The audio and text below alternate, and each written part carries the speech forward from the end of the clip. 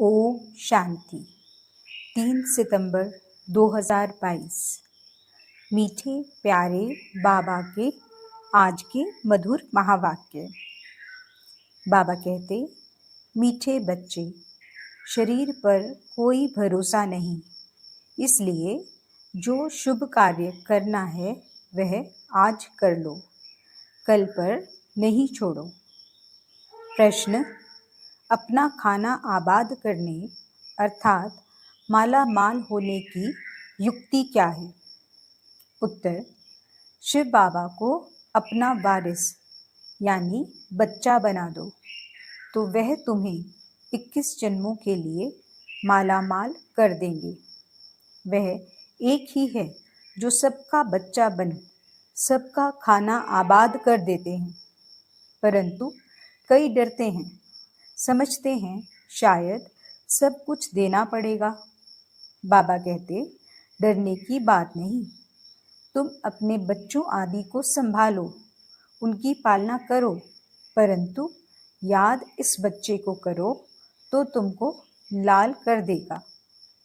अगर इस बच्चे पर बलि चढ़े तो तुम्हारी बहुत सेवा करेगा। ओम शांति।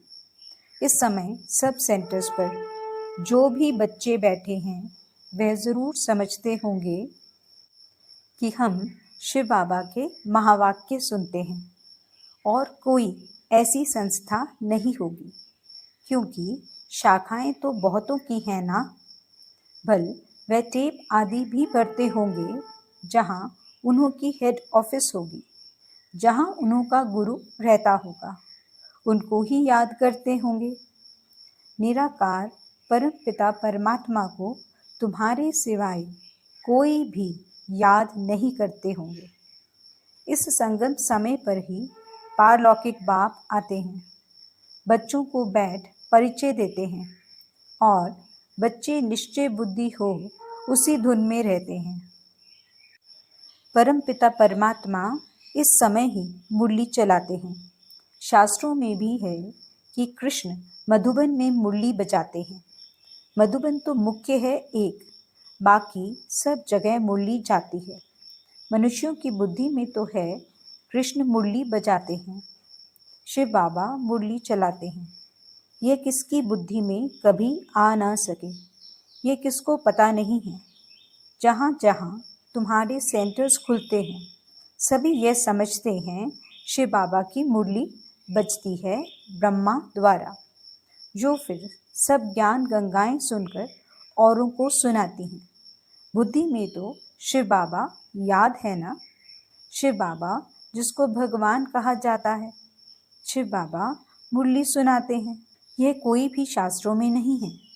तुम बच्चे कहाँ भी हो समझते हो यह मुरली जो छपकर आई है शिव बाबा की ही आई है।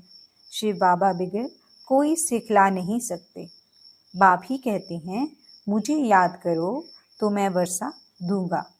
बाबा बच्चों को समझाते रहते हैं कि मामेकम याद करो और कोई भी नाम रूप को याद नहीं करो।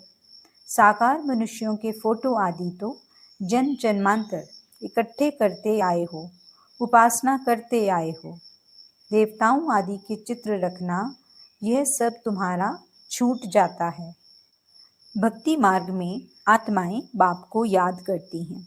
शरीर को तो तब याद करते जब देह अभिमानी बनते हैं। बाप घड़ी घड़ी कहते हैं, अपने को आत्मा समझ बाप को याद करते रहो। आत्मा ही पतित दुखी बनी है। आत्मा कहती है, मैं महाराजा था, अब रंक बन गया हूँ। तुमको अब स्मृति आई है, हम बाबा के बच्चे हैं, बाप से हमने वर्षा पाया था। अब बाप कहते हैं, सबको बाप का परिचय दो। इन जैसा शुभ कार्य होता नहीं। इस शुभ कार्य में देरी नहीं करनी चाहिए। शरीर पर तो भरोसा नहीं है, न जवान पर न बूढ़े पर, इसलिए जो कुछ करना है सो आज करना चाहिए। आजकल करते करते काल खा जाएगा। बाप ने कितनी बड़ी हॉस्पिटल कम यूनिवर्सिटी खोली है, जिससे हेल्थ, वेल्थ, हैप्पीनेस मिलती है। हेल्थ वेल्थ है तो हैप्पी है ही, निरोगी काया है। धन है तो मनुष्य सुखी है। तो बाप कहते हैं, जिसको शुभ कार्य करना है कर लो। सिर्फ 3 पैर पृथ्वी लेकर यह हॉस्पिटल खोलो। सबको बाप का परिचय दो। बाप स्वर्ग का रचयिता है, तो ज़रूर बाप से स्वर्ग का वर्षा मिलना चाहिए। भारतवासियों को वर्षा था ना। इन बातों को भारतवासी सहज समझ सकेंगे। भगवान को ढूंढने के लिए मंदिर हैं। आर्य समाजी लोग तो देवताओं को मानते ही नहीं, इसलिए समझते हैं ये चित्र आदि जो बनाए हैं यह सब पाखंड है। विघ्न तो बहुत पड़ते रहेंगे, समझाना तो बड़ा सहज है। बाप का फरमान है, जल्दी मेरे साथ सगाई तो कर दो। सगाई करने से ही वर्षे के हकदार बन सकते हैं। बाप रूहानी सर्जन हैं, तुम उनके बच्चे कहलाते हो, तो तुम भी सर्जन ठहरे। ज़रूर आत्माओं को ज्ञान इंजेक्शन लगाना पड़े। मन मना भव, यह बड़े ते बड़ा इंजेक्शन है।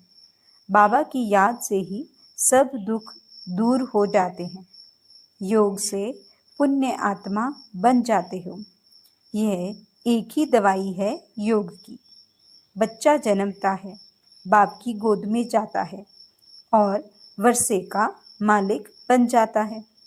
तुमको अभी पता है कि हम बेहद के बाप से वर्षा लेते हैं याद से।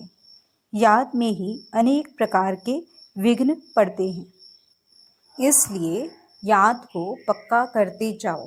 सिर्फ 3 पैर पृथ्वी के लेकर ये हॉस्पिटल खोलो। यह 3 पैर है ना? नहीं तो ऐसी ऊंच कॉलेज के लिए तो 50-60 एकड़ ज़मीन होनी चाहिए, जहाँ बहुत मनुष्य आकर पढ़ें, ज्ञान इंजेक्शन लगाते जाएं। गायन भी है कि 3 पैर पृथ्वी के नहीं मिले थे और फिर विश्व के मालिक बन गए। तुम विश्व के मालिक बनते हो ना। 3 पैर पृथ्वी के कोई बड़ी बात नहीं, फिर आहिस्ते आहिस्ते बढ़ता जाएगा। फाउंडेशन लगाया तो कितने सेंटर्स खुल गए, कितने कौड़ी जैसे से हीरे जैसा बनते हैं। करने वाले को ही बहुत फायदा है। बहुतों के कल्याण के लिए ही हॉस्पिटल अथवा कॉलेज खोले जाते हैं। यह भी ऐसे है, बाहर में बोर्ड लगा दो, क्लिनिक फॉर हेल्थ वेल्थ 21 जन्मों के लिए।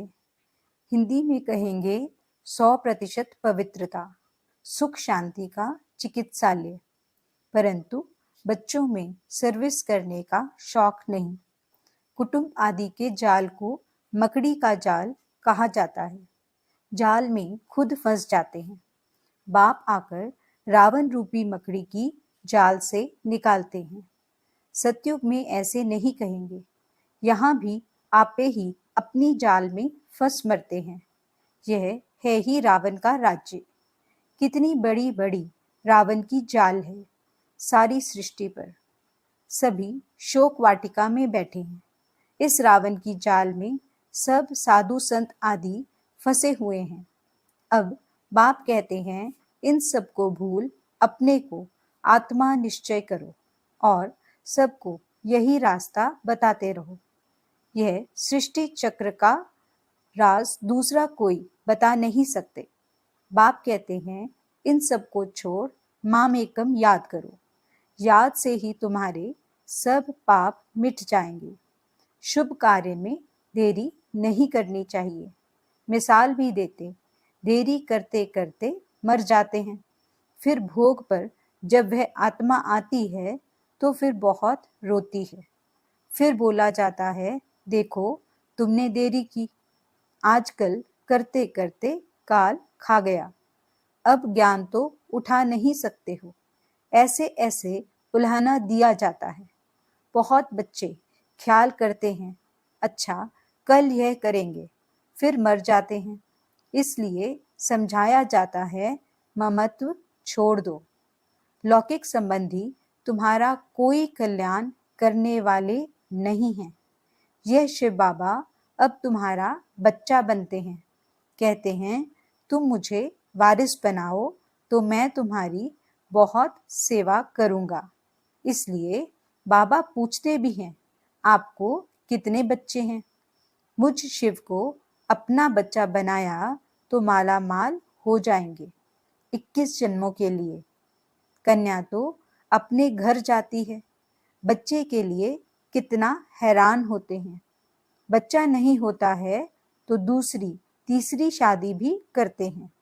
बाप कहते हैं वह लौकिक बच्चे तो तुम्हारी कुछ भी सेवा नहीं करेंगे। यही एक सबका बच्चा बनता है, एकदम सबका खाना आबाद करने। परंतु कई डरते हैं कि सब कुछ देना पड़ेगा, क्या होगा? बाप कहते हैं अपने बच्चों आदि की पालना तो करनी ही है, परंतु याद इस बच्चे को करो, यह तो तुमको लाल कर देगा। काशी के मंदिर में जाकर बलि चढ़ते हैं, समझते हैं शिव पर बलि चढ़ने से जीवन मुक्ति मिलनी है। वास्तव में बात यहाँ की है, कहाँ की बात कहाँ ले गए हैं। अगर तुम इस बच्चे पर बलि चढ़े तो यह तुम्हारी बहुत सेवा करेंगे, स्वर्ग में महल दे देंगे। वह बच्चा तो कुछ भी नहीं करेगा, करके ब्राह्मण आदि खिलाएंगे। मनुष्य दान पुण्य आदि जो करते हैं सो अपने लिए ही करते हैं, तो ये हॉस्पिटल खोलना कितना पुण्य है। साहूकार लोग तो 10-15 हॉस्पिटल खोल सकते हैं। ये पैसे आदि तो सब खत्म हो जाएंगे। तुम किराए पर मकान लेकर 50,000 में 50 हॉस्पिटल खोल दो, फिर वे आपे ही अपने पैर पर खड़े हो जाएंगे। बाप कितनी सहज युक्तियां सर्विस की बताते हैं। गंगा के कंठे पर जाकर सर्विस करो, अपनी पीठ पर ये बाबा का परिचय लगा दो, आपे ही पढ़ते रहेंगे। देह अभिमान छोड़ना है। कोई साहूकार ऐसा करे तो सब कहेंगे वाह, इनको तो देह अभिमान बिल्कुल नहीं है। बाप का परिचय देना है। बाप स्वर्ग का रचयिता है, फिर हम नरक में क्यों पड़े हैं? अभी बाप आए हैं, कहते हैं देह के सब संबंध छोड़ मुझे याद करो। भारत स्वर्ग से नरक कैसे बना? लक्ष्मी नारायण ने 84 जन्म कैसे लिए? आओ तो हम कथा सुनाएं, ढेर इकट्ठे हो जाएं। पतित पावनी गंगा को भी कहते हैं, तो जमुना को भी कहते हैं। अच्छा, गंगा पतित पावनी है तो एक को पकड़ो ना। अब तुम बच्चों ने ड्रामा को जाना है तो फिर समझाना है। अगर औरों को रोशनी नहीं देंगे तो कौन कहेंगे कि इनकी बुद्धि में रोशनी है? सर्जन इंजेक्शन लगा ना सके तो उनको सर्जन कौन कहेगा? तुम बच्चों को सारी रोशनी मिली है, 84 जन्मों का राज बुद्धि में है। तुम इस ड्रामा को और एक्टर्स की एक्ट को जानते हो। ऊंच से ऊंच एक्ट है बाप की, बच्चों के साथ पाठ बजाते हैं। तुम भारत को स्वर्ग बनाते हो, परंतु हो गुप्त, incognito, non violence, Shiv Shakti सेना। उनकी सब बातें जिस्मानी हैं। कितने कुंभ के मेले में जाते हैं, यहाँ जिस्मानी कोई बात नहीं। तुम उठते बैठते चलते यात्रा पर हो, याद से तुम पावन बनते हो। बाबा कहते हैं तुम कर्म करते समय भी शिव बाबा को याद करो। वे फिर कह देते सब में परमात्मा है, फर्क हो गया ना। बाप कहते हैं जहां भी बैठो मुझे याद करो। फिर सर्विस भी करनी चाहिए। मंदिरों में बहुत भगत जाते हैं, बस यह चित्र पीठ पर लगा दो, बाप का परिचय देते रहो। युक्तियां तो बहुत बतलाते हैं, शमशान में जाकर समझाओ निराकार बाप की महिमा और श्री कृष्ण की महिमा। अब बताओ गीता का भगवान कौन? साथ में चित्र भी हो। सर्विस तुम बहुत कर सकते हो। फीमेल करे व कोई कुमारी करे तो अहो सौभाग्य। कन्या तो सबसे अच्छी। कन्याओं का कन्हैया बाप है निराकार। कन्हैया कृष्ण नहीं था, यह है बाप। बाप को ख्याल आता है कि बच्चों को कैसे सिखलाऊं। कल्प पहले भी ड्रामा अनुसार ऐसे ही समझाया था, फिर आज समझाता हूँ। तो तुमको भी अंधों की लाठी बनना चाहिए। जिन बच्चों को परिचय मिलता है वह फिर औरों को ले आते हैं, उसका भी पुण्य होता है। अपने पास हिसाब रखो, जितना करेंगे फल तो मिलेगा ना।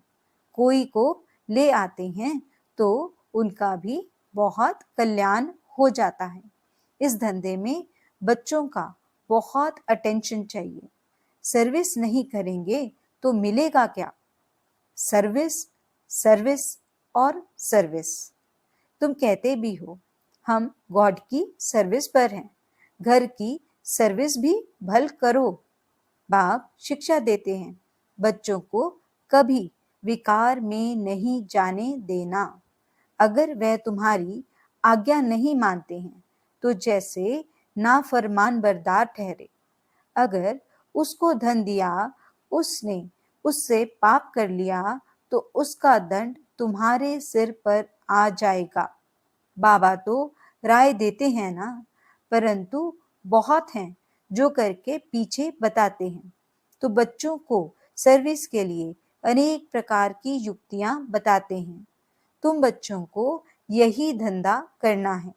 ट्रेन में भी यही सर्विस करते रहो तो बाप भी खुश होगा और भविष्य 21 जन्मों के लिए सदा सुख का वर्षा मिल जाएगा।